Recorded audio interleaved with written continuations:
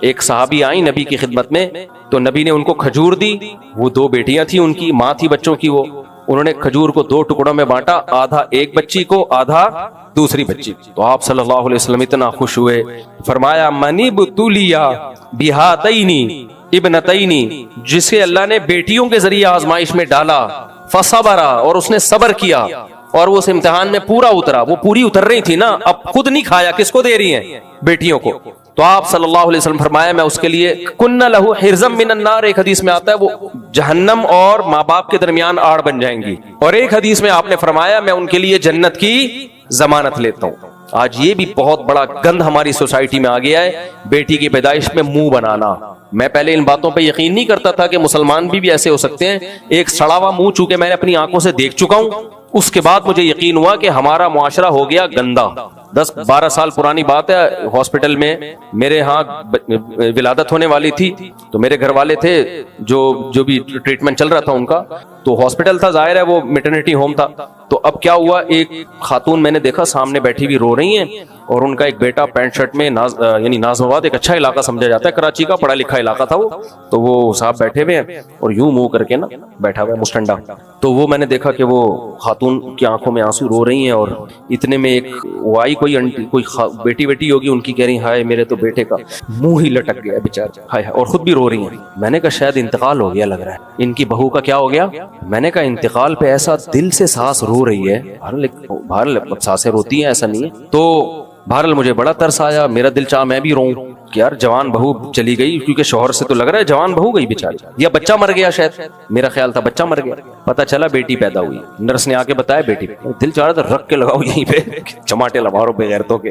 یہ کافروں والی سوچ ہے, کیونکہ کافر صرف دنیا کو دیکھتا ہے. کمبختو, تم اپنی اولاد اس لیے پیدا کر رہے ہو کہ تمہیں کما کے کھلائے گی, تو یہ تو ملازم بھی یہی کر رہے ہوتے ہیں. صرف یہی جذبہ ہے تمہارا کہ اولاد اس لیے پیدا کر رہے ہیں کہ وہ کیا کرے گی, نوٹ چھاپنے کی مشین. بیٹی کا پتہ ہے پڑھائیں گے لکھائیں گے, فائدہ کون اٹھائے گا؟ سسرال. تو یہ کانسیپٹ ہے. تو ایک اور یہ 4 شادیاں کا رواج نہ ہونے کا عذاب ہے ہماری سوسائٹی میں, کہ بیٹیوں کو بوجھ سمجھنا شروع اسی دن سے ہوتا ہے. اب ان کی شادی کیسے ہوگی؟ عربوں میں یہ نہیں ہے, عرب بیٹی پہ زیادہ خوش ہوتے ہیں. خیر, تو ہمارے نبی نے کیا فرمایا, جس کی 3 بیٹیاں میں اس کے لیے جنت کی ضمانت. صحابی نے عرض کیا یا رسول اللہ جس کی 2, فرمایا اس کے لیے بھی.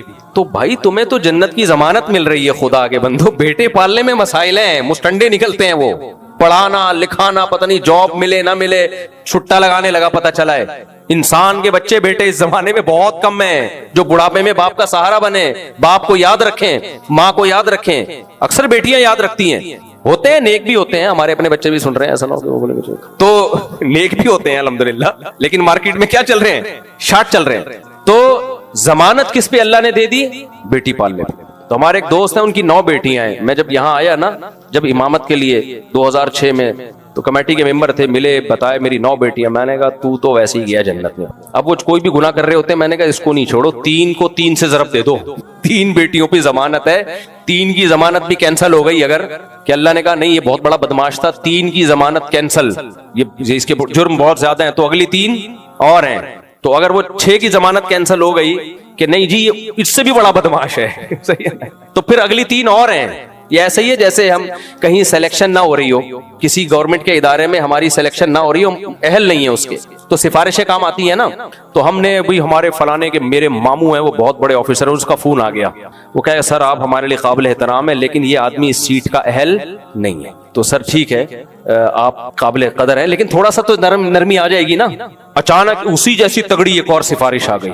اب وہ کہے گا سر یہ اس قابل تو نہیں ہے اب, لیکن یار 2 بندوں کی سفارشیں آ گئی ہیں, لیکن سر اب میٹرک پاس تو ہوتا ہے نا کم از کم, تو میٹرک بھی فیل ہے. اچانک پھر تیسرے کی سفارش آ گئی. 3 سفارشیں مل کے ہیں, ممکن ہے اس میٹرک پاس کو بھی وہ سیٹ دلوا دیں. اب دنیا میں تو یہ ناجائز ہے, لیکن جنت میں کون لے کے جائے گا؟ اللہ. اللہ تو کہہ رہا ہے بہت سے لوگ جہنم کے مستحق ہوں گے, سفارش کی بیس پہ میں کہاں لے جاؤں گا جنت میں. اس پہ جن کی سفارش نہیں ہوگی ان کو اعتراض ہوگا ہم جہنم میں کیوں. اللہ کہے گا تمہیں تمہارے اعمال کا بدلہ مل رہا ہے, کوئی ظلم تھوڑی کر رہا ہوں میں. تم نے جرم نہ کیا ہوتا اس کی سزا ملتی, پھر کہتے بس میرا فضل ہے, جس کو چاہتا ہے چاہوں عطا کر دوں. اس کے 9 بیٹیاں تھیں اس لیے یہ مستحق جہنم کا ہے, لیکن لے کے کہاں جا رہا ہوں میں اس کو؟ جنت میں. اور تو بیٹیوں کے پیدائش پہ رو رہا تھا وہاں بیٹھ کے اپنی ماں کے ساتھ, تیری ماں تیرے آنسو پوچھ رہی تھی, اور ان لوگوں کے کون سے نیک اعمال بھی نہیں ہوتے. تو یہ مسلمان کے لیے رونے کا مقام بولو نہیں ہے. اور پھر بعض دفعہ حضرت حکیم اختر صاحب رحمہ اللہ کا ایک بیان تھا، تاریخ میں ایسے بہت سے لوگ گزرے، ان کو بیٹی کے ذریعے داماد جو ملا وہ بیٹے سے زیادہ اچھا ملا. اس داماد نے ایسا خدمت کر کے دکھائی اور ایسا نیابت کی کہ وہ بیٹوں سے زیادہ آگے نکل گیا. نبی صلی اللہ علیہ وسلم کو جو حضرت علی داماد ملے، وہ اگر حضرت فاطمہ نہ ہوتی، آپ کی بیٹی نہ ہوتی، تو حضرت علی جیسے داماد ملتے آپ کو. تو ہمیں اللہ کے فیصلوں پہ کیا رہنا ہے؟ راضی. ٹھیک ہے، انسان کی تمنا ہوتی ہے بیٹے ملے، تمنا رکھنے میں کوئی حرج نہیں ہے، دعا مانگنے میں بھی کوئی حرج نہیں ہے. میں تو کبھی دعا بھی نہیں مانگتا، میں نے کبھی نہیں، مجھے یاد پڑتا دعا مانگی اللہ بیٹا دے دے یا بیٹی دے دے. تو بس جو اللہ دے دے وہ کیا ہے ہمارے لیے، ہم اس پہ خوش ہیں اللہ کی رحمت پہ. تو بس یہی ہوتا ہے، دو بیٹے ایک بیٹا ہوتا ہے تو ادھر خرچہ زیادہ ہو جاتا ہے، بیٹی ہوتی ہے تو تھوڑا خرچہ کم ہو جاتا ہے. تو جو اللہ دے دے اس پہ کیا رہنا ہے، بولو خوش. اور کمال کی بات ہے، ہمارے نبی کے بیٹا نہیں تھے، بیٹیاں تھیں. بیٹے بچپن میں فوت ہو گئے.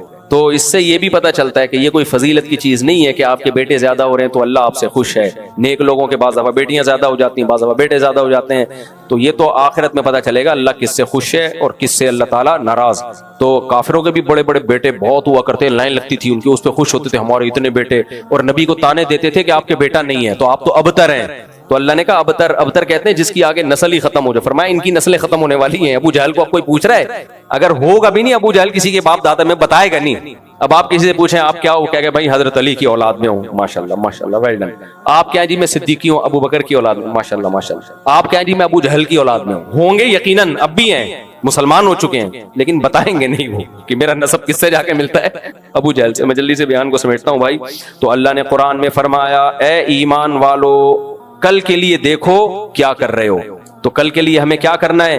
آدھی کھجور بھی صدقہ کر سکتے ہو، صدقہ کرو. اور آپ نے اور دین کو آسان کر دیا. فرمایا آدھی کھجور، بعض دفعہ آدمی کو اتنی بھوک لگ رہی ہوتی ہے کہتا بھائی یہ کھجور میں ہی کھاؤں گا، آدھی کسی اور کو دے دی تو آپ نے فرمایا کچھ بھی نہیں، مسکرا کے بات کرنا بھی کیا ہے؟ صدقہ. یہ بھی صحیح حدیث. اچھے طریقے سے مل لو لوگوں سے. کوئی آتا ہے السلام علیکم، وعلیکم، منہ پہ 12 بجا کے مت رکھو. گھر میں جاتے ہو بیگم سے ہیلو ہائے، ساری انٹیوں سے اچھی طرح سے بات کر کے آ رہا ہوتا ہے. گھر میں آتا ہے ایسا لگتا ہے چنگیز خان نے بغداد پہ دوبارہ حملہ کر دیا. اچھے طریقے سے بات کر لو. غصہ آ رہا ہے آپ کو، لیکن باپ کے سامنے پھر بھی کیا کر لو؟ مسکرا لو، برداشت کر لو. ماں کے سامنے مسکرا لو، بیوی بھی شوہر کے سامنے آج مسکرا لے، کس طرح بات کر لے؟ مسکرا کے بات کرے. اچھا یہ بھی شکایت مردوں کی زیادہ ہے، بد اخلاقی. بعض مرد ایسے ہوتے ہیں ان کو گھر میں آتے ہی ڈپریشن کے ڈبے بنے ہوئے ہوتے ہیں. یہ بہت شکایتیں ہیں. بھائی گھر میں آ کے آرام سے سکون سے محبت بچوں کے ساتھ کھیلو، بیگم کے ساتھ ہنسی مذاق کرو، بات چیت کرو. تھڑے پہ بیٹھے ہوں گے پوری رات دوستوں میں ٹھٹھے لگا رہے ہیں، ہا ہا ہی ہو. گھر میں آتے ہی کمرے میں گھس گیا، بستر میں گھس گیا یا موبائل ہاتھ میں لے کے. بہت بری حرکت ہے یہ کوئی. نبی صلی اللہ علیہ وسلم نے فرمایا صلی اللہ علیہ وسلم کہ تم میں سب سے بہتر وہ ہے جس کے اپنے گھر والوں کے ساتھ اخلاق اچھے. باہر سب اچھے ہی ہوتے. میں کتنا مسکرا رہا ہوں، ہاں گھر میں جاؤں اگر پھر بھی میں ایسا ہوں پھر ٹھیک ہے بھائی. ابھی تو کیمرہ بھی ہے سامنے، آپ لوگ بھی ہو سامنے. تو اگر یہی میرے اخلاق گھر میں بھی ہوں اور گھر والوں سے بھی کہوں گا ان کے بھی ہوں تو پھر کیا ہے؟ پھر مزہ ہے، پھر ہے واقعی اخلاق. پبلک کے سامنے سب ٹھیک ہی ہوتے ہیں، ٹی وی کے سامنے سب. اچھا ٹی وی میں ایسا بھی ہوتا ہے، بہت سے جو سیلیبریٹیز ہوتی ہیں نا، میاں بیوی کے سخت جھگڑے چل رہے ہوتے ہیں. ٹیلی ویژن میں کیسے محبت سے چپک کے بیٹھتے ہیں کیمرے کے سامنے. میرے پاس ایک کمپلین آئی، کوئی ایکٹر تھے اور ایکٹریسز جو اس کی بیوی تھی، آپ کو کیا پتا کس کی بات ہو رہی ہے، کم بختوں میں طلاق ہوئی تھی. اتنے جھگڑے. انہوں نے معاہدہ کیا ہوا کہ دیکھیں ہم جب میڈیا کے سامنے جائیں گے نا تو ہم نے اپنے اختلافات شو نہیں کرنے، اور ہم جب میڈیا کے سامنے ہوں گے تو ایسے ہی جیسے ہم بہت اچھے، باقی جیسے ہی کیمرے سے دفعہ وہاں سے تیرا میرا لینا دینا کچھ نہیں. ہو جا رہی ہے غفار بھائی سے مل رہی ہے اور یہ وحیدہ سے جا کے ملاقاتیں کریں. تو کہہ رہے ہیں ٹھیک ہے جو مرضی کرو نجی لائف میں، میڈیا پہ ہم کیا ہوں گے؟ بدگمان نہ ہو کسی سے کہ اچھا مجھ سے اس کی بات کر رہے ہیں. میں کسی کی بات نہیں کر رہا، میں جنرلی ایک بات کر رہا ہوں عمومی، کہ ایسا بھی بعض جگہوں پر، سب جگہ نہیں، بعض جگہوں پر ایسا بھی ہوتا ہے. تو سب سے بہتر وہ ہے جو بھائی کہاں اچھا ہے؟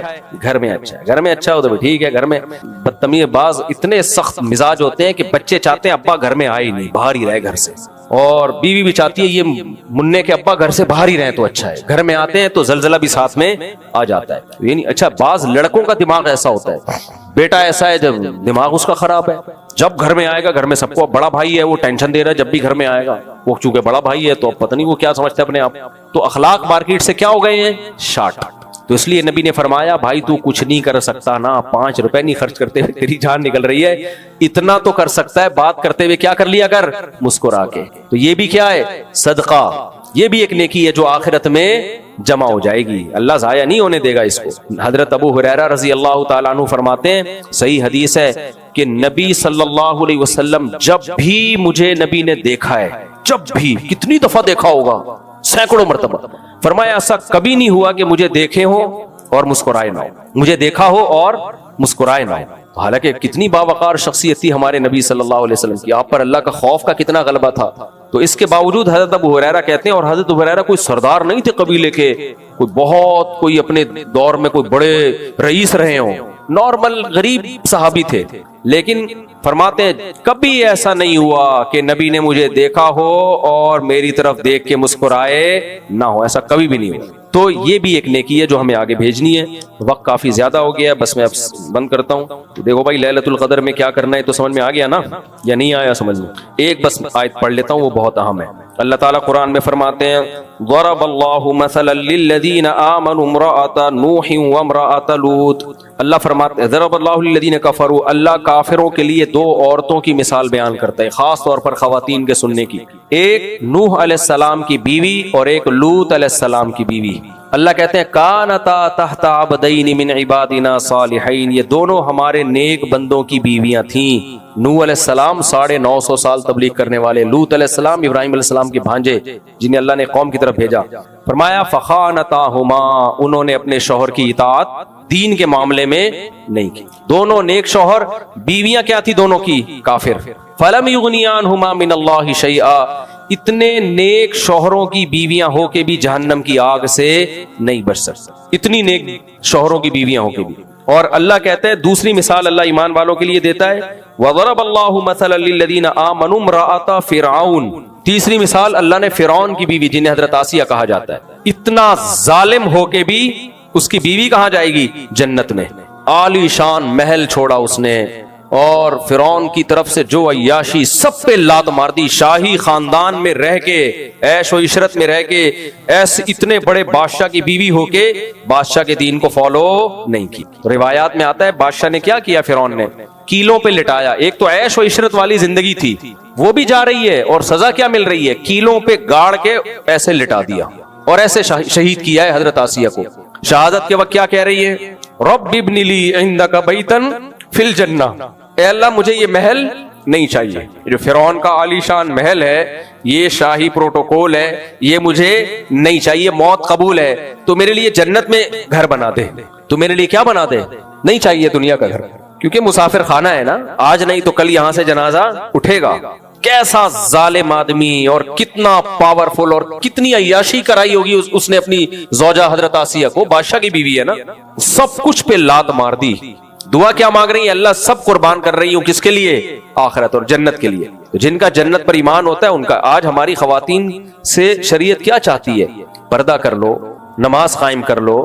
شوہر اگر پردہ اتروا رہا ہے تو پردہ مت اتارو. یہ تو اس سے یہ تھوڑی ہوگا شوہر آپ کو کیلوں پہ لٹا دے گا یا بندوق سے مار دے گا, کچھ بھی نہیں کرے گا, چڑ کرے گا, پڑ کرے گا, اور کیا کرے گا.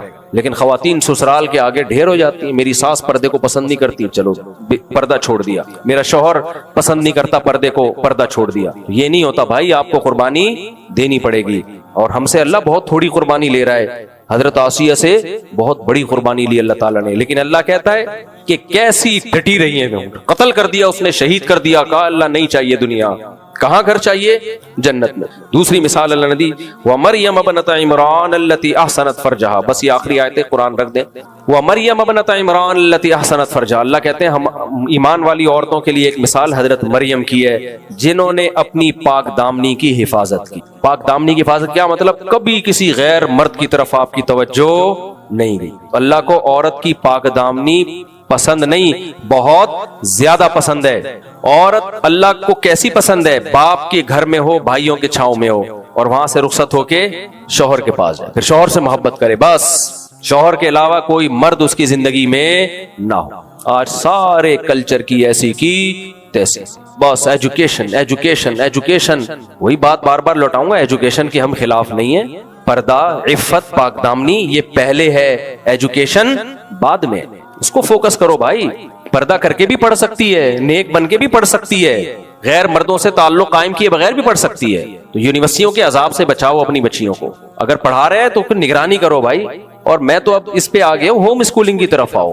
میرے سامنے بہت سارے واقعات آ گئے ہیں. ہوم اسکولنگ کر کے بہت کچھ بچیوں نے بھی پڑھا ہے. امریکہ اس طرف جا رہا ہے, وہاں گورے کر رہے ہیں ایسا, وہ وہاں گورے. میں امریکہ میں گیا, وہاں جو ان کی ایک اسٹیٹ ہے بڑی مشہور لاس اینجلس, وہاں ایک مولانا صاحب ملے, اتنی بڑی داڑھی ٹوپی, بڑے نیک پرہیزگار, اتنی ڈگریاں ان کے پاس. میں نے کہا بھائی صاحب اتنے پڑھے لکھے؟ کہہ رہے ہم, میرے والدین جب یہاں مائگریٹ کر کے آئے, انہوں نے بولا ہم امریکہ میں اسکول میں پڑھائیں گے تو پھر مکس گیدرنگ اور ہومو سیکسولیٹی سب بڑے مسائل ہوتے ہیں, تو ہوم اسکولنگ کروائی ہے. تو ہوم اسکولنگ کر کے سب اپنا ادارہ کھول لیا انہوں نے. صحیح ہے نا بھائی, سب کچھ ہو سکتا ہے. یہ یونیورسٹیوں کا جو ایک دماغ میں آپ کے زہر آ گیا ہے نا, اس کو نکالو, تعلیم کو فوکس کرو. ہاں اگر کوئی یونیورسٹی آپ کے علم میں ہے جہاں مکس گیدرنگ نہیں ہے, جیسے جامعہ رشید ابو الغزالی یونیورسٹی بنا رہا ہے, یا اور کسی دینی, بہت سے علماء نے اور بھی بنائی ہوئی ہیں, تو پھر ٹھیک ہے, ہمیں کوئی اعتراض نہیں. لیکن وہاں بھی خراب ہونے کا خطرہ ہوتا ہے. کیوں ہوتا ہے؟ کلاس فیلو خراب کر دیتے ہیں. ایسی کمپلین اسلامک اسکولوں کی آئی ہیں کہ جو کلاس فیلو ہے نا, وہ موبائل میں کلاس اپنے دوست کو فحش چیزیں دکھا رہا ہے. کیونکہ اسلامک اسکولوں میں نگرانی تو ہوتی ہے, لیکن آپ کے جتنے بچے ہیں وہ تھوڑی اسلامی گھرانوں سے آئے ہوئے ہوتے ہیں. کس نے اپنے چرسیوں نے بھی بھیجا ہوا ہوتا ہے اپنے بچوں کو, وہاں چرس بانٹ رہے ہوتے ہیں, چرس شیئر کر رہے ہوتے ہیں ایک دوسرے کے ساتھ. ٹھیک ہے نا, تو وہ اسکول کا قصور نہیں ہوتا, لیکن کلاس فیلو ہے. بچہ جب تک ایک خاص عمر تک نہ پہنچ جائے, میری رائے بہن بھائیوں میں کھیلے, کزنوں میں کھیلے, اور گلی محلے کے ان دوستوں میں جن پہ کی آپ نگرانی کر رہے ہیں. اسکول میں آپ نگرانی بولو نہیں کرتے, وہاں جا کے کیا کر رہا ہے کچھ نہیں پتا.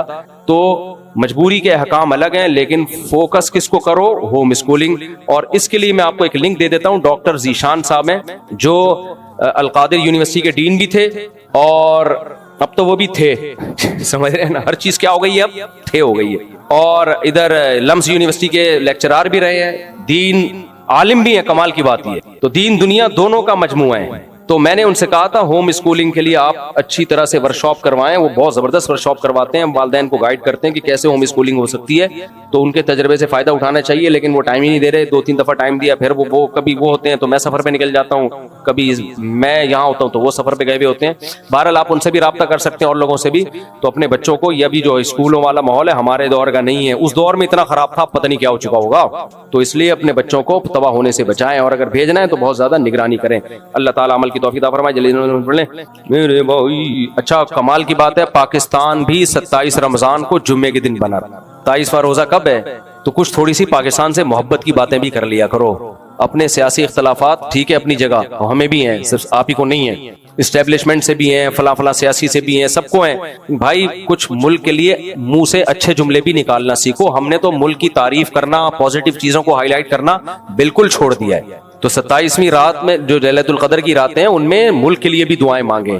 اللہ ہمارے ملک کو, جو ابھی تو دیکھو جنگ کی حالت میں یہ نہیں دیکھا جاتا کہ ہمارے لوگوں سے کیا غلطیاں ہوئی ہیں. جنگ کی حالت میں تو سب متحد ہو کے لڑتے ہیں.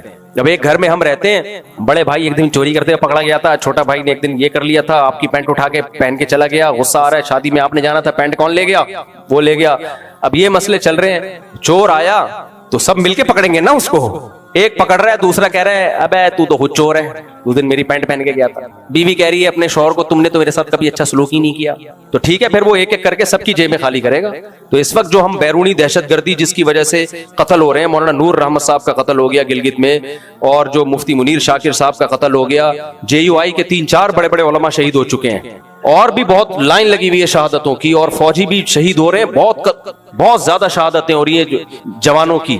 تو ایسے موقع پہ بھائی ہمیں اپنے جو دہشت گرد ہے اس سے مل کے ہمیں اس کا مقابلہ کرنا ہوگا. اس موقع پر اپنے ملک کی برائیاں کم از کم نہ کرو, اس موقع پہ نہ کرو. اور دشمن اس کا فائدہ اٹھا رہا ہے, ٹک ٹاک پہ, فیس بک پہ جو لوگ بھی ملک کے خلاف اس طرح باتیں کر رہے ہیں, وہ آپ کے نہیں ہیں, وہ بیرونی ایجنٹ ہیں, لفافہ خور ہیں, وہ باہر بیٹھ کے یہ سارے کام کر رہے ہیں. تو اس لیے اس میں ابھی ملک میں ہمیں جو ہے نا متحد ہونے کی ضرورت ہے. بہت زیادہ بڑے مسائل ہمارے لیے کھڑے ہوئے ہیں. اللہ تعالیٰ مکان بیچو, فلاں کا قرضہ دو, نہیں آ رہی بات میرا خیال ہے. بہن وراثت مانگ رہی ہے, بیچ اس مکان کو جس پہ تو قبضہ کر کے بیٹھا ہوا ہے 1000 گز کے بنگلے پر, بیچ کے اس کا حصہ دے. اب دے تو طلاق پہ آ گیا ہوں میں. یہ تمیز سے سمجھانے والی باتیں ہیں ہی نہیں. داڑھی اتنی لمبی رکھی ہوئی, عمرے ہو رہے ہیں, تمہارا حج ہو رہا ہے, تو نے بہن کی وراثت کہہ رہے ہیں. جب مکان بکے گا, مکان تو 25 سال کے بعد جا کے بکے گا, उस वक्त वो बहन बुढ़ी होके मर चुकी होगी, उसको क्या फायदा होगा इस मकान से। मेरे पास सुबह शाम केस आते हैं, वो 1 करोड़ खा गया, वो उसके 2 करोड़ खा गया।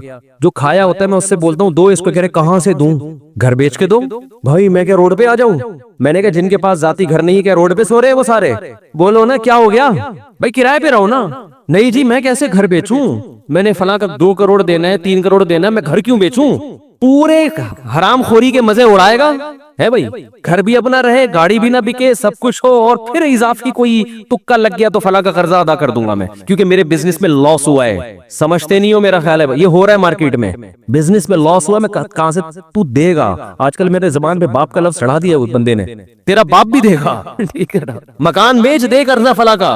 मेरे छोटे छोटे बच्चे हैं, मेरे तो भाई छोटे छोटे बच्चे भी होते हैं, बड़े बड़े बच्चे भी होते हैं। ये तो हमेशा से हो रहे, बच्चे कभी छोटे होंगे, कभी बड़े होंगे, कभी मंझले होंगे, कभी नहीं भी होंगे, कभी होंगे। ये तो दुनिया का हिस्सा है, क्योंकि आसमान से नया नाजिल हुआ है क्या तेरे छोटे छोटे बच्चे हैं? बच्चे तो पहले छोटे छोटे ही होते हैं, बड़े बड़े तो अचानक पैदा नहीं हो जाते।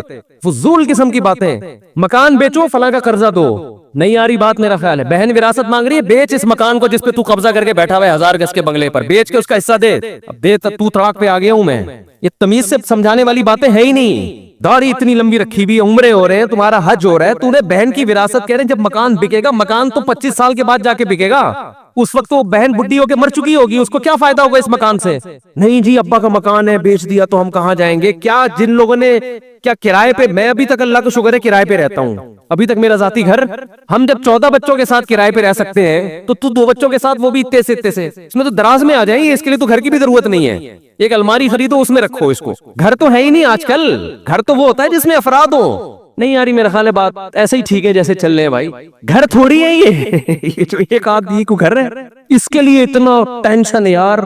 2 बच्चों के लिए क्या टेंशन है? 2 बच्चों के लिए क्या टेंशन? एक बीवी है, 2 बच्चे हैं, इसके लिए तो अब किराए की भी जरूरत नहीं है भाई। तो पैसा दो, क्या करो? ये है ना मेरा मकान बिक जाएगा, कोई मसला नहीं है, आपका मकान बिक जाएगा। ये मकान असल नहीं है, आपका मकान असल में वो कब्र है। जहां भी राहत इंदौरी ने शेर कहा था ना, 2 गज सही लेकिन मेरी मिल्कियत तो है।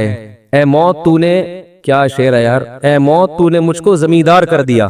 2 गज सही लेकिन मेरी मिल्कियत तो है, मौत तूने मुझको जमींदार। जमींदार जब बनता है जब कब्र में जाता है, यहाँ से कोई नहीं निकालेगा। लेकिन कराची के कब्रिस्तानों में वो भी नहीं मिलती, आप वहां से निकालते हैं 1 साल के बाद। गोरकन कहता है थोड़ा साइड पकड़ा ठीक है, दूसरा मुर्दा ढालना है आप। आदमी कहता है यार यहाँ तो आराम से सोने दो। कराची में कब्रिस्तान भर चुके, एक एक कब्र में 10-10 मुर्दे दफनाए जा रहे हैं। तो वो 2 गज का प्लॉट भी 10-10 मुर्दे उसमें शरीक होते हैं। अभी एक साहब आए कि वो हमारी वालदा का इंतकाल हुआ था, उसी कब्र में वालिद को हम दफना रहे हैं, जगह नहीं मिल रही। मैंने कहा अपनी जिम्मेदारी पे दफनाओ भाई। अब मुझे नहीं पता आपके अब्बा अम्मा के ताल्लुकात कैसे थे, ऐसा ना हो के, हाँ सॉरी अब्बा का इंतकाल हुआ तो उसी में अम्मा को दफना रहे हैं। मैंने कहा ऐसा ना हो क़यामत के दिन अब्बा बोले यार यहाँ तो मुझे थोड़ा सा एंजॉय करने देते, लेकिन अगर अच्छे ताल्लुकात हैं फिर तो ठीक है। तो मैंने कहा दफना सकते हैं, इतना अरसा अगर गुजर गया, लेकिन बाकी आपके अब्बा अम्मा के ताल्लुकात कैसे थे ये अब्बा जाने, बोलो आप जाने। एहतियात इसी में है कि फासला रखा है। तो खैर पैसों के मामले में इंसान का पता चलता है कि ये दिल से दुनिया की मोहब्बत इसके दिल में है या पैसों में दिल बड़ा करो, देना सीखो, ले लो यार ले लो, मुसाफिर खाने मरेंगे। और अल्लाह का निजाम ऐसा है जो दुनिया को मुसाफिर खाना समझ के पैसा लुटाता है, दौलत आती भी उसी के पास है। रिस्क जो है ना ऐसे आता है, सींग मार के घुसता है, जैसे बैल ना, आवारा बैल जैसे टकरे मार मार के घुसता है ना लोगों के घरों में, ऐसे रिस्क घुसता है। लेकिन अल्लाह पहले आजमाते हैं कि तू मुझ पे एतमाद करता भी है कि नहीं करता। देना सीखो, किसी का हक अपनी जेब में मत रखो। और देखो माली मुआमलात में अल्लाह ने एक और हुक्म दिया है बहुत अहम।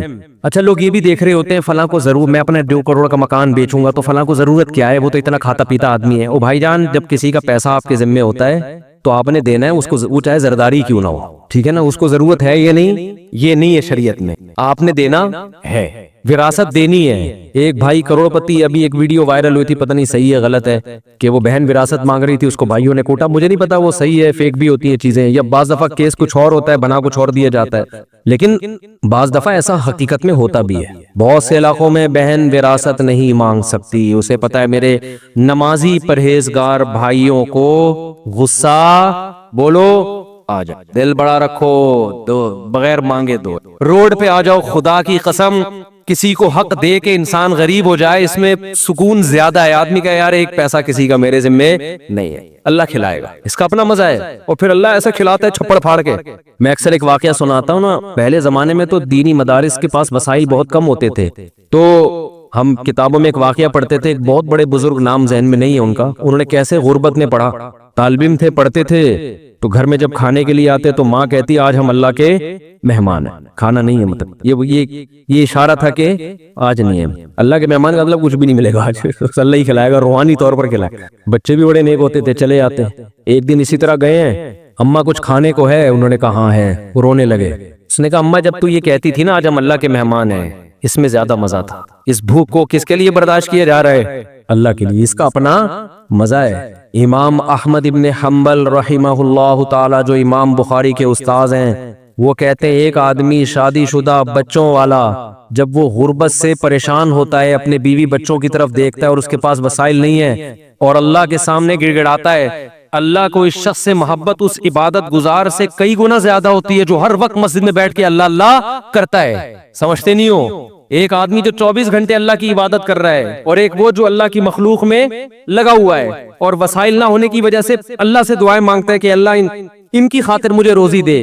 جس کی آل اولاد ہو وہ تو پریشانی میں پھرتا ہے نا. کنواروں کو کیا ہے, ان کو تو گٹکے کے پیسے چاہیے بس. جو بال بچے والے لوگ ہیں ان کو ٹینشن ہوتی ہے نا, ان کو کھلانا ہے پلانا ہے. تو امام احمد کہتے ہیں شادی شدہ بال بچوں والے آدمی کو جو رزق کی ٹینشن اللہ کی طرف سے ملتی ہے, اس ٹینشن سے جو اس کے درجات بلند ہوتے ہیں, وہ عبادت گزار کے درجات عبادت سے ایسے بلند نہیں ہوتے. ایک تہجد گزار اور دن میں روزے رکھنے والے کو وہ مقام نہیں ملتا. تو اللہ پہ اعتماد, اللہ پہ توکل, اللہ کے لیے ٹینشن اٹھانا, یہ بہت بڑی عبادت ہے. یہ عبادت کیوں ہے کہ اس ٹینشن میں بھی اس کے قدم حرام کی طرف نہیں جائے. نہ یہ نسل روک رہا ہے, نسل روکنا بھی جائز نہیں ہے غربت کے خوف سے کہ کھلاؤں گا کہاں سے. اس میں اللہ پہ توکل واجب ہے کہ جس اللہ نے مجھے کھلایا ان کو بھی کھلائے گا. کسی کو کم دے گا, کسی کو زیادہ دے گا, کوئی بات نہیں, اللہ کا نظام ہے. یبسط الرزق لمن یشاء ویقدر, جس کے لیے چاہتا ہے رزق کشادہ, جس کو چاہتا ہے تنگ کر دیتا ہے. جس کے کشادہ کر دیا شکر ادا کرے, تنگ کر دیا صبر کرے. بھئی اللہ کے ہاتھ میں ہے. اس بیس پہ نسل روکنے کی اجازت نہیں ہے آپ کو کہ پیسے نہیں ہیں تو بچے کیسے پالوں گا میں.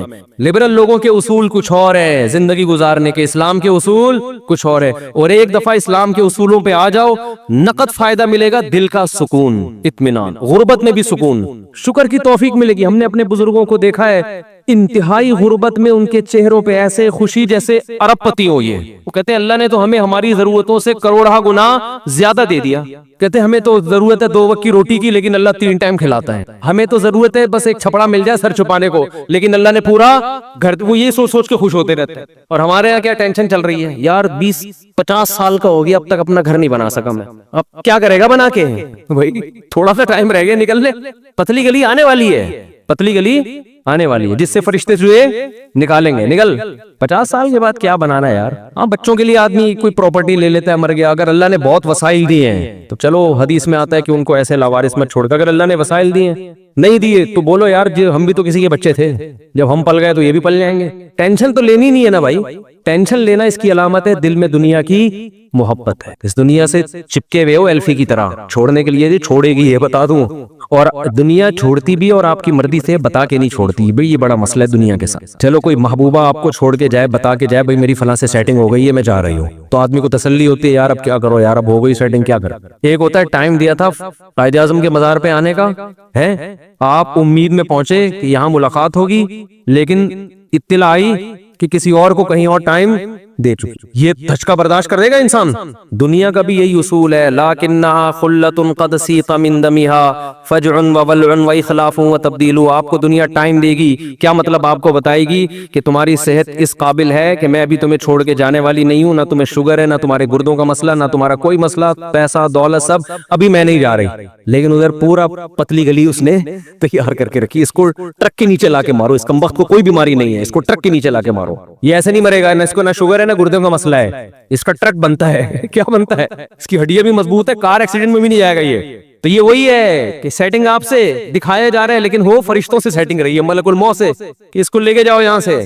جتنے لوگ مرے ہیں نا ان میں 99% وہ تھے جن کا پہلے سے مرنے کا کوئی پروگرام نہیں تھا. ابھی ایک دوست ہمارے آئے, ان کا 36 سال کا جوان بھائی, اللہ تعالیٰ مغفرت فرمائے, 2 دن ٹائیفائیڈ ہوئے اور انتقال ہو گیا. نہ اس سے پہلے کوئی بیماری, इतनी मौतें हो रही हैं, और कोरोना भी कह रहे हैं हम नई शक्लों में आ रहा है। जो इंडिया में तबाही मचाई थी वही, तो उस पर थोड़ा सा एहतियात भी करनी चाहिए। तो वही बात है भाई, कब तक छुपोगे पेड़ों की आड़ में, कभी तो मिलोगे लुंडा बाजार में। तो अल्लाह और जो फरिश्ते हैं ना, मौत का फरिश्ता, वो भी हमसे कहता है बेटा तू जितने भी जिम कर लेना, जा जाके वीडियो, स्विमिंग, जिम, घोड़ा सवारी, शादियां वादियां, कब तक छुपेगा पेड़ों की आड़ में, कभी तो मिलेगा लुंडा बाजार में। तारिक रोड जैसी पैंटें मिल रही होती हैं आधे से भी कम रेट पर, तो बहुत से लोग वहां पहुंचते हैं, उस पैंट को पहन के कहते हैं कि हमने कहां से खरीदी है, तारिक रोड से। लुंडा बाजार एक ऐसी जगह है जहां हर आदमी जाता है, पकड़ा जा सकता है। तो ऐसे ही मेरे भाई, जितना मौत से भागोगे, जितनी सेहतें बनाओगे, जितना कोशिश करोगे जिंदा रहने की, मरेगा। और कैसे मरेगा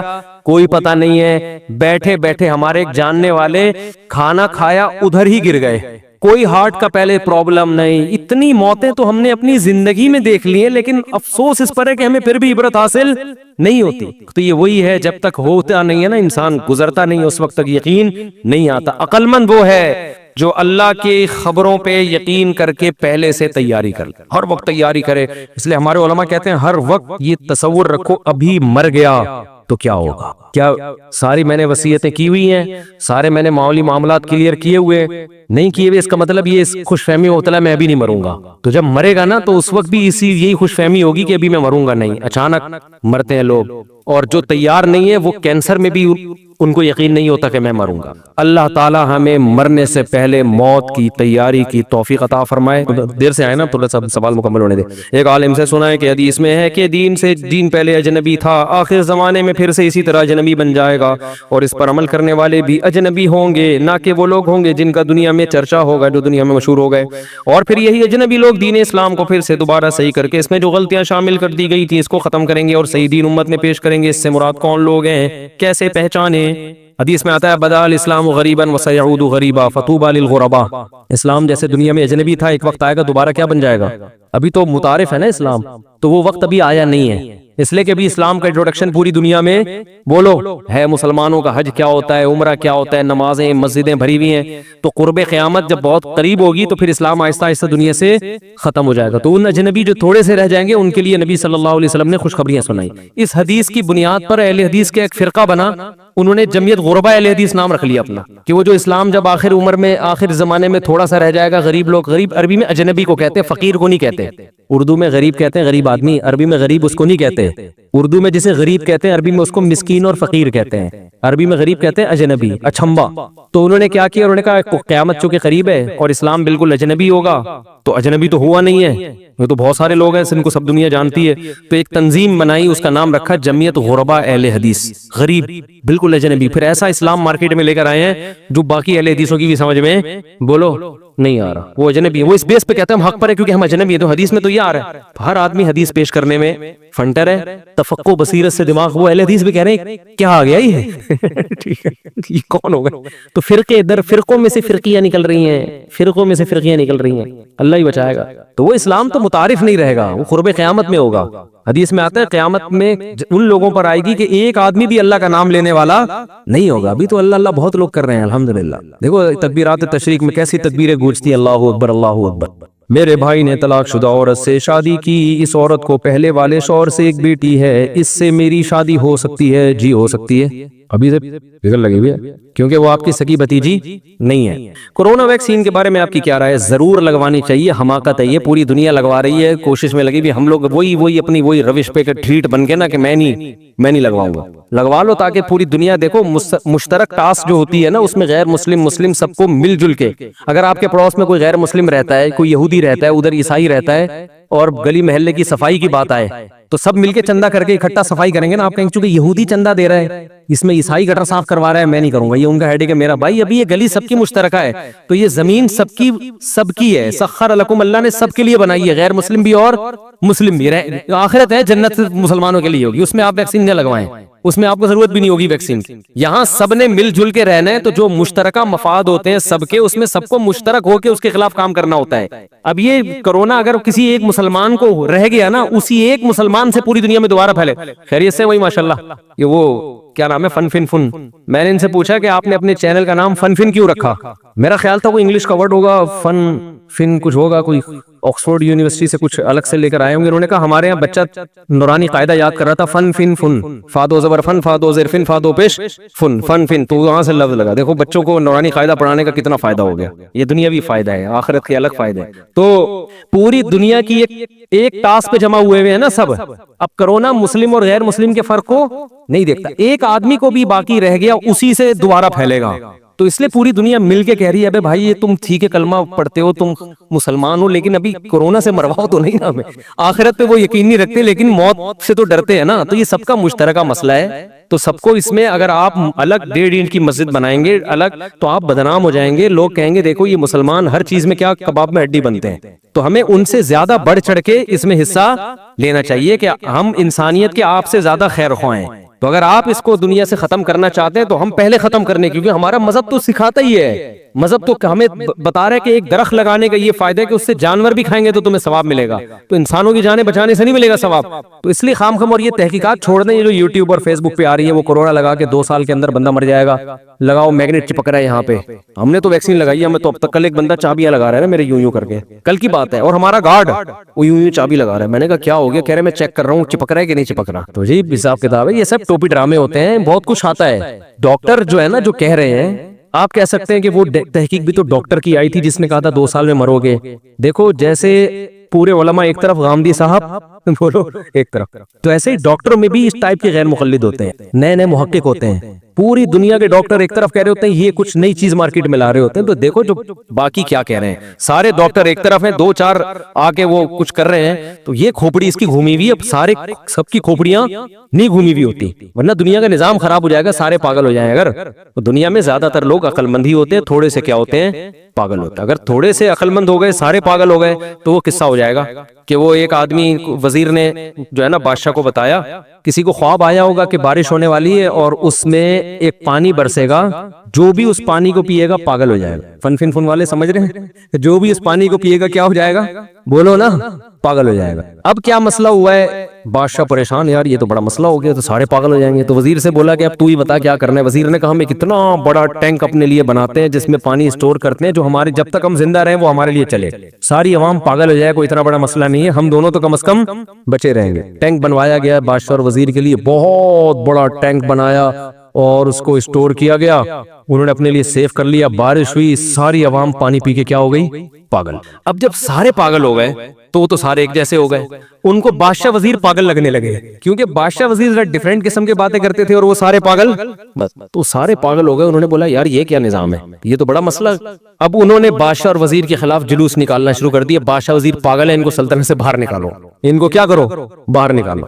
اب بادشاہ پریشان ہوا, یار یہ تو لینے کے دینے پڑ گئے. اچھا وہ سب پاگل کو تو پاگل اپنے جیسا لگتا ہے نا, عقل مند اس کو پاگل لگ رہا ہوتا ہے. تو پھر انہوں نے یہ کہا, وزیر نے کہا کہ حضور ہمیں بھی 2-2 گھونٹ پی لینے چاہیے تاکہ ہم بھی کیا ہو جائیں, بولو ان جیسے ہو جائیں. تو یہ میں اس لیے بتا رہا ہوں کہ دیکھو یہ قصے کہانیوں میں تو ایسا ممکن ہے, لیکن عملاً ایسا ممکن نہیں ہے. عملاً یہ ہوتا ہے کہ 2 آدمی پاگل ہو جائیں, باقی سارے کیا ہوں, صحیح ہوں, پھر نظام چلے گا. ایسا نہیں ہو سکتا کہ 2 صحیح ہوں سارے پاگل, تو پھر وہی حشر ہوگا جو ان کا ہوا, حکومت ختم. تو سارے ڈاکٹر پاگل ہو جائیں. 4 آدمی جو آپ کے پیج پہ جنہوں نے اپنا لنک شیئر کیا ہوا ہے, ایک لندن میں بیٹھا ہوا ہے, ایک امریکہ میں بیٹھا ہوا ہے, اور وہ ایسی رپورٹ پیش کر رہا ہے, اور آپ کو رپورٹیں پڑھنا بھی نہیں آتی, آپ تو اپنے گردے کی پتھری کی رپورٹ نہیں پڑھ سکتے. تو وہ کیا اتنی تحقیقات آپ ویکسین کے بارے میں جا کے ڈاکٹر سے پوچھو محلے کے, وہ بولے گا اس کو کاغذ کو بکری کو کھلا دے, ٹھیک ہے نا, بکری کے کام آ جائے. تو ایسی ایسی تحقیقات ہوتی ہیں, نہیں آیا کرو ان چیزوں میں. جو ساری دنیا کے ڈاکٹر کہہ رہے ہیں وہ صحیح بات ہے, جو 2-4 کہہ رہے ہیں وہ کیا ہیں. جیسے اگر آپ غامدی کی باتوں پر ایمان لے آؤ تو آپ کو لگے گا کہ 4 آدمی جنت میں جائیں گے, باقی سارے کہاں جائیں گے, جہنم میں جائیں گے. تو اتنی چھوٹی اللہ کی جنت نہیں ہے. جمہور علماء جو کہہ رہے ہیں وہ کیا کہہ رہے ہیں, وہ صحیح کہہ رہے ہیں. حضرت عیسیٰ علیہ السلام زندہ ہیں, پردے کے احکام ہیں وغیرہ وغیرہ, جو بھی اختلافات ہیں. تو یہ ویکسین کے بارے میں میری وہی رائے ہے جو سارے ڈاکٹروں کی رائے ہے, اور میری اس لیے ہے کہ ڈاکٹروں کی ہے. اس بارے میں ڈاکٹروں کی تقلید کر رہا ہوں, کیونکہ ویکسین کی ہمیں نہیں پتا, کس کو پتا ہے. تو ایک عامی آدمی پر واجب ہے کہ وہ اس فیلڈ میں اگر ماہر نہیں ہے تو وہ پڑھے لکھے کی کیا کرے گا, تقلید. تحقیق اس لیے نہیں کرے گا, وہ تحقیق کا اہل نہیں ہے. سمجھتے ہو, میں اگر ویکسین کی تحقیق شروع کر دوں, ڈاکٹر 2-4 باتیں سمجھا کے بولے گا پتلی گلی سے نکلو, میرے پاس فالتو کھوپڑی نہیں ہے. وہ ایک لفظ بتائے گا, میں اس کا مفہوم پوچھوں گا اس سے, وہ کہے گا بھائی تمہیں کیا پتا یار, تو ہم پاگل ہیں جو MBBS کر کے بیٹھے ہوئے یہاں پہ.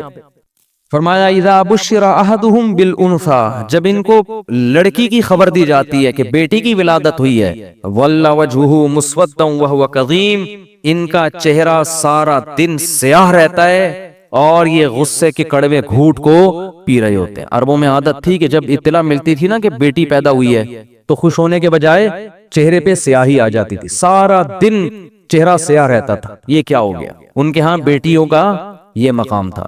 یتوارا من القوم من سوء ما بشر بی، فرمایا جو اسے خوشخبری دی گئی ہے نا بچی کی، اس کی برائی کا اس کے چہرے پہ ایسا اثر، اور وہ اتنی ذلت محسوس کرتا تھا کہ یتوارا من القوم، سارا دن اپنی قوم سے منہ چھپاتا تھا، سارا دن اپنی قوم سے منہ چھپاتا تھا۔ ایمسکہ علی ہون ام یدسہ فی التراب، اس ٹینشن میں سارا دن گزرتا کہ میں ذلت برداشت کر کے اسے پالوں یا اسے مٹی میں دفن کر دوں۔ یہ کس کی عادت تھی؟ عربوں کی۔ بیٹی کی پیدائش پہ چہرہ کیا ہو جاتا تھا؟ سیاہ، اور ذلیل ہو کے چھپتا پھرتا تھا۔ میں نے وہ قبرستان دیکھا ہے جہاں بیٹیوں کو دفن کیا جاتا تھا، آج بھی موجود ہے، جو بھی جاتے ہیں دیکھ سکتے ہیں۔ ان مشرکین پر ہمیں تعجب نہیں ہے، تعجب آج کے پڑھے لکھے لوگوں پر ہے کہ جو نسل روکتے ہیں اس خوف سے کہ کہیں بیٹی پیدا نہ ہو جائے۔ اور میں نے خود آج کے جنگلیوں کو بچی کی پیدائش پہ روتے ہوئے دیکھا ہے، پہلے مجھے یقین نہیں آتا تھا، لیکن پڑھے لکھے جنگلی، پڑھے لکھے جاہل، ان کو میں نے اب بھی دیکھا ہے بچی کی پیدائش پہ آنسو بہاتے ہوئے۔ یہ کیا ہو گیا؟ میں ایک دفعہ اسپتال میں بیٹھا ہوں تو سامنے کوئی خاتون رو رہی ہیں اور وہ بیٹا ان کا پینٹ شرٹ میں، لگ رہا تھا کوئی ایجوکیٹڈ فیملی ہے، وہ بھی بیچارہ پریشان، منہ ایسا نا اس کا جھکا ہوا، رو تو نہیں رہا تھا لیکن منہ پہ یہی کیفیت تھی جو یہاں قرآن بیان کر رہا ہے، چہرے پر کیا ہے؟ ذلت۔ تو ماں اس کو تسلی دے رہی ہے اور رشتہ دار کہہ رہے ہیں بھائی ہائے بیچارے کا منہ اتر گیا، پہلے بھی بیٹی ہوئی تھی اب بھی کیا ہو گئی؟ بیٹی۔ اس سے پتہ چلتا ہے کہ یہ لوگ خدا پر ایمان نہیں رکھتے، ان کو کوئی ضرورت نہیں ہے اپنے آپ کو مسلمان کہیں، شناختی کارڈ میں تمہاری نمازوں کی اللہ کو کوئی ضرورت نہیں ہے۔ سب سے پہلے اللہ دیکھتا ہے کہ تمہارا اللہ پر ایمان اور توکل کتنا ہے۔ بیٹی کس نے دی ہے؟ تیری ماں بھی تو کسی کی بیٹی ہے نا جس نے تمہیں جنا ہے، وہ نہ ہوتی تو تم پیدا ہوتے۔ تو یہ بڑی جہالت، جب اللہ ختم نہ آپ کی ڈکشنری سے تو پھر بہت بڑی درندے بنو گے، بتا دو بہت بڑے درندے۔ وہی ہوگا کہ جانوروں کے تو حقوق ہوں گے، انسانوں کے حقوق نہیں ہوں گے۔ بلیوں کے حقوق ہیں، ماں باپ کے حقوق نہیں ہیں۔ آج کل دوستوں کو پالا جا رہا ہے، ایئر ہوسٹس کے حقوق جانتے ہیں۔ بیٹی پہ اپنی اولاد پیدا ہو رہی ہے اور اس گدھے کا منہ سوج رہا ہے۔ مجھے تو دل چاہ رہا تھا میں رکھ کے اس کے گدھے کو ماروں کھینچ کھینچ کے۔ بے غیرت آدمی، تو پڑھا لکھا ہے، تجھے شرم، تجھے خدا پر ایمان نہیں ہے کیا؟ تو یہ لڑکی، یہ اللہ کی مخلوق پہلے ہے، بے غیرت تیری بیٹی یہ بعد میں ہے۔ یہ اللہ نے اپنی مخلوق کو پیدا کیا ہے، اس کا نظام ہے، ہمیشہ سے پیدا ہو رہی ہیں اور قیامت تک ہوتی رہیں گی۔ اور تجھے اتنی شرم نہیں آتی کہ جس خدا نے تجھے پال پوس کے جوان کیا، اس بیٹی کا رزق بھی وہ تجھے دے گا۔ تیری بیوی کی چھاتیوں میں دودھ پیدا کیا اس نے اس بچی کی پیدائش پر، یہ بتانے کے لیے کہ اس کو بھی میں ہی کھلاؤں گا جیسے بیٹے کو میں کھلاتا ہوں۔ تو بے شرمی کی انتہا ہے، بے غیرتی کی انتہا ہے، اور یہ ہے پڑھے لکھے۔ یہ کیا کہلاتے ہیں؟ پڑھے لکھے لوگ۔ جہالت ہے یہ۔ ہمارے نبی صلی اللہ علیہ وسلم نے اس ماحول میں آنکھ کھولی ہے کو زندہ دفن کیا جا رہا ہے، اور قرآن کیفیت بیان کر رہا ہے یتوارا من القوم من سوء ما بشر بہ، کہ سارا دن اس کا چہرہ سیاہ رہتا تھا۔ لیکن آپ صلی اللہ علیہ وسلم نے کتنی محبت دی بیٹی کو۔ نماز میں اپنی بیٹی کو نواسی کو کندھے پہ اٹھا کے 4 رکعتیں آپ نے ظہر کی پڑھائی ہیں۔ حالانکہ بچوں کو کندھے پہ بٹھا کے نماز پڑھنا سنت عمل عام معمول نہیں، آپ نواسی کو کندھے پہ اٹھا کے 4 رکعتیں پڑھائی ہیں۔ جب رکوع میں جاتے تو اٹھا کے نیچے کر دیتے، اور جب اگلی رکعت میں کھڑے ہوتے پھر اٹھا کے کندھے پہ بٹھا دیتے۔ اتنی محبت آپ نے اپنی کسی اولاد کو، بلکہ کسی بچے کو بھی نہیں دی ہوگی۔ بھائی زیادہ زیادہ اتنی محبت دے دی نا، کسی بچے کو گود میں اٹھا لیا۔ صحابہ کہتے ہیں ہم نماز کے انتظار میں تھے، آپ صلی اللہ علیہ وسلم جب آئے ہیں تو ہم حیران ہو گئے کہ آپ کے کندھے پہ آپ کی نواسی بیٹھی ہوئی ہے۔ نواسی تو تھوڑی دور ہو گئی نا، بیٹی کی بھی بیٹی ہو گئی، تو ہم حیران تھے یہ کیا ہوا ہے بھائی۔ اور اسی طرح آپ نے نیت باندھ لے ہے بھائی، سید الانبیاء ہیں اور نواسی کو کندھے پہ بٹھا کے نماز پڑھا رہے ہیں، پیچھے ابو بکر، عمر، عثمان، علی جیسے لوگ کھڑے ہوئے ہیں، اتنی مبارک محفل۔ اب حیران ہے صحابہ، فرماتے جب رکوع میں گئے نا تو اس کو اٹھا کے، کیونکہ گر جائیے نا وہ، چلو اب ایک دفعہ نیچے رکھ لیا تو کافی ہے، اگلی رکعت میں کھڑے ہونے سے پہلے دوبارہ اٹھا کے کندھے پہ بٹھایا، اس 4 رکعتیں اس طرح سے پڑھی ہیں۔ علماء کہتے ہیں اس میں حکمت یہ تھی عربوں کے دل سے بیٹی کی نفرت کو کھرچ کھرچ کے نکالنا۔ اتنا پروٹوکول تو حسن حسین کو بھی نہیں دیا آپ صلی اللہ علیہ وسلم نے، ان کو بھی کندھے پہ بٹھایا ہے، خطبے میں گود میں اٹھایا ہے، نماز کندھے پہ بٹھا کے 4 رکعتیں نہیں پڑھائی ہیں۔ تو کیا کس مذہب سے تمہارا تعلق ہے اور تم منہ بنا رہے ہو؟ بھائی 10 بیٹیاں ہو جائیں، 15 ہو جائیں، 16 ہو جائیں، 20 ہو جائیں، کوئی بات نہیں، اللہ کی نعمت ہے، خوش ہو اللہ کے. اور اللہ بیٹا دے کے اس کو نافرمان بنا دے، تمہارے سر پہ جوتے لگا رہا ہو، وہ اچھا لگے گا پھر؟ تو جو دے رہا ہے اللہ اس پہ بولو نا بھائی شکر ادا کرو نہ. نسل روکو اس نیت سے کہ میرے 6 بیٹیاں ہو گئی ہیں، 7ویں بھی کہیں بیٹی نہ ہو جائے. بعض لوگ کیا کرتے ہیں، بیٹا ہو گیا تو نسل روکتے ہیں کہ بس اب نہیں چاہیے، بیٹی ہو گئی تو بیٹے کی لالچ میں نسل بڑھاتے ہیں. اس سے کیا ہو رہا ہے، جو قدرت کا ایک نظام ہے نا، لڑکے اور لڑکی کا جو ریشو ہونا چاہیے، گروتھ ریشو، وہ کیا ہو رہا ہے، خراب. جن کے لڑکیاں ہو رہی ہیں وہ لڑکے کی لالچ میں ہونے دے رہے ہیں، جو لڑکے ہو گئے تو 1-2 کے بعد بریک لگا دی. او بھائی غیر مسلموں پہ یہ چیزیں سوٹ کرتی ہیں. ہم کلمہ گو لوگ ہیں، ہم اللہ کو مانتے ہیں، ہمیں یہ پتا ہے کہ اللہ نے بیٹی اور بیٹے دونوں کے لیے یہب لمن یشاء استعمال کیا ہے کہ جس کو چاہتا ہوں بیٹے گفٹ کرتا ہوں. ہبہ گفٹ کو کہتے ہیں. وہب لمن یشاء یہب لمن یشاء اناسا، جس کو چاہتا ہوں بیٹیاں گفٹ کرتا ہوں. تو بیٹیاں گفٹ ہوتی ہیں، خود گاڈ گفٹڈ ہیں یہ. اور نبی صلی اللہ علیہ وسلم نے ارشاد فرمایا جس کی 3 بیٹیاں ہوئیں اور اس نے ان کی صحیح کفالت کی، ان کی تربیت کی اور ان کا صحیح جگہ نکاح کر دیا، میں اس کے لیے جنت کی ضمانت دیتا ہوں. اور آپ نے یہ بھی فرمایا کن لہو حرزا من النار، یہ بیٹیاں باپ ماں بھی اس میں داخل ہے، والدین اور جہنم کے درمیان آڑ بن جائیں گی. کہ اللہ اگر کسی کوتاہی کی وجہ سے ان کے والدین کو جہنم میں ڈالے گا نا، کچھ کوتاہیاں ہو گئیں تو رکاوٹ کون بنے گا، حرزن، بیٹیاں کیا بن جائے گی، دیوار، رکاوٹ. کیوں کہ اللہ اس نے اتنی بڑی ہمارے والدین نے نیکی کی ہے کہ ہمیں عزت کے ساتھ انہوں نے اپنے گھر میں پالا، حالانکہ ان کا ہم سے کوئی دنیاوی مفاد نہیں تھا. بیٹوں سے تو مفاد ہوتے ہیں، یہ کرے گا یوں کرے گا، ہم سے کیا مفاد تھا، ہمیں تو رخصت کرنا تھا انہوں نے سسرال، تو وہ اپنی اس احسان کا واسطہ دیں گی. تو صحابہ تو بیٹیوں پہ خوش ہوتے تھے بھائی. پتہ نہیں کس کا کہاں سے یہ کون سی قوم سے کون سے ڈرامے دیکھ رہے ہیں، کون سے فلمیں دیکھ رہے ہیں، کون سے کیا دیکھ رہے ہیں جس کی وجہ سے یہ نحوست تو ہو رہے. وہ ترس کھا رہے ہوتے ہیں لوگ، کسی کی تیسری بچی ہو جائے نا ترس کھا رہے ہوتے ہیں. یہ جاہلوں والی باتیں ہیں، یہ غیر مسلموں پہ سوٹ کرتی ہیں. ان میں بھی جو بہت ہی پرلے درجے کے جاہل ہیں، ہر غیر مسلم بھی ایسا نہیں ہوتا. یہ ان پہ سوٹ کرنے کی باتیں ہم فخر کرتے ہیں بھائی. بیٹیاں بھی دے اللہ، بیٹے بھی دے. او یزوجہم ذکرانا و اناثا، فرمایا جس کو چاہتا ہوں گفٹ میں بیٹیوں کی لائن لگا دیتا ہوں، جس کو چاہتا ہوں گفٹ میں بیٹوں کی لائن، اور جس کو چاہتا ہوں ہٹو بچوں، ٹھیک ہے نا، بیٹوں کی بھی لائن اور بیٹیوں کی بھی لائن. جب زیادہ ہوتے ہیں تو پھر دونوں ہی ہوتے ہیں. یہ جو روک رہے ہیں نا 2 کے بعد نہیں، تو پھر یہاں ترسا کے اللہ دیتا ہے. پھر اگر نسل کو ایسے ہی پیدا ہونے دو کہ بھئی اللہ جتنی چاہے اولاد دے، تو ہو سکتا ہے آپ کی 4 بیٹیاں ہوں، پھر لائن سے 4 بیٹے ہو جائیں. لیکن جب آپ نے یہ بخل ہے نا طبیعت میں کہ کھاؤں کھلائیں گے کہاں سے، ان پہ تو خرچ کرنا پڑے گا، تو پھر اس کا مطلب ہے کہ آپ کا اللہ پر ایمان نہیں ہے. پھر اللہ بھی کہتا ہے میں ٹینشن ہی دوں گا تجھے. اور وہ بچہ بھی جو لڑکا بھی جو پیدا ہوگا نا، وہ ایک ہی انڈا، وہ بھی گندا. بولو گے یار ایک بچہ لڑکا ہوا اور وہ بھی کم بخت، کسی کام کا نہیں. توکل کرو، اللہ پہ اعتماد کرو، نہ بہنوں کو ٹینشن سمجھا کرو اور نہ بیٹیوں. نبی نے بہنوں کی کفالت پہ بھی خوشخبریاں سنائی ہیں. تو قرآن یہ ان کے مشرکین مکہ کی نا حالت بیان کر رہا ہے کہ ان کی حالت کیا ہے. سارا دن منہ چھپاتا پھرتا ہے لوگوں سے.